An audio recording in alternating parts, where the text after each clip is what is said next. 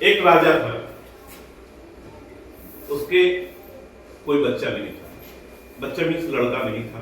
खास करके परेशान थे कि हमारे लड़का हो जाए। किसी तांत्रिक को दिखाया, पंडित से पूछा, उसने कहा कि महाराज अगर आप एक लड़के की बलि देंगे तो आपके घर में पुत्र का जन्म होगा।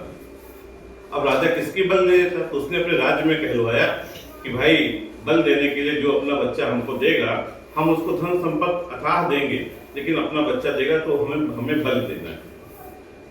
पूरी प्रजा तक बात गई। एक बहुत गरीब घर था, उनके घर में कई सारे बच्चे थे, तो सोचे लाओ छोटा वाला दे दें, कुछ हमारा स्थिति खराब सही हो जाएगी। तो उन्होंने छोटे वाले बच्चे को राजा को सौंप दिया। गया, बलि का समय आया तो बच्चा कहा राजा साहब मैं थोड़ी मिट्टी चाहता हूँ, गीली मिट्टी मुझे चाहिए। ठीक है, लाके दिया गया। बलि होने जा रही थी, गीली मिट्टी लिया, उसने उसके 4 घर बनाए। कितने घर बनाए? 4 घर।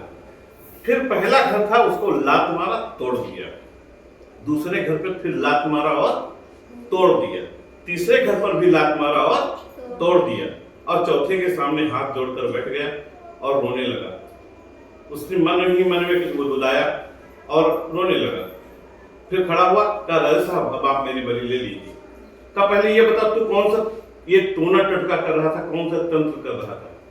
कहा महाराज मैंने 4 घर बनाए थे। पहला घर मैंने अपना बनाया, मेरे माँ बाप ने मुझे आपके हवाले कर दिया, जबकि वो जानते थे कि मैं मार दिया जाऊंगा, इसलिए मैंने वो घर तोड़ दिया। दूसरा घर मेरे रिश्तेदारों का है, जिन्होंने कभी मेरे घर की सहायता नहीं की, धनवान होते हुए भी, और कभी मुझसे ये भी नहीं कहा मेरे पिता से कि तू ऐसा मत कर, उनका तोड़ा। तीसरा किसका है? कहा तीसरा राजा का। तीसरा आपका है कि एक राजा के नाते आपको अपनी प्रजा की रक्षा करनी चाहिए, लेकिन आज आप मेरी हत्या करने जा रहे हैं। राजा सोचने लगा, कहा ये फिर चौथा, इसके आगे जहां हाथ कि ये भगवान करते हैं। मैंने कहा भगवान से कि मेरी बलि तो होने ही जा रही है, लेकिन अब एक तू ही है जिससे मैं सारे दुख कह सकता हूँ, तू ही मेरी सुन सकता है, इसलिए मैंने उनसे प्रार्थना की थी।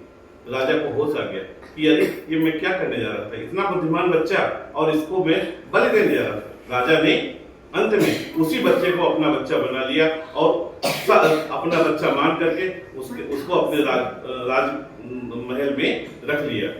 ठीक, तो इसी तरह जब कोई नहीं होता है अपना, उस समय हमको परमात्मा को याद करना चाहिए, वो ईश्वर भी हम सबका कल्याण करता है। कहानी समझ में आई? पसंद आई? ताली बजाओ।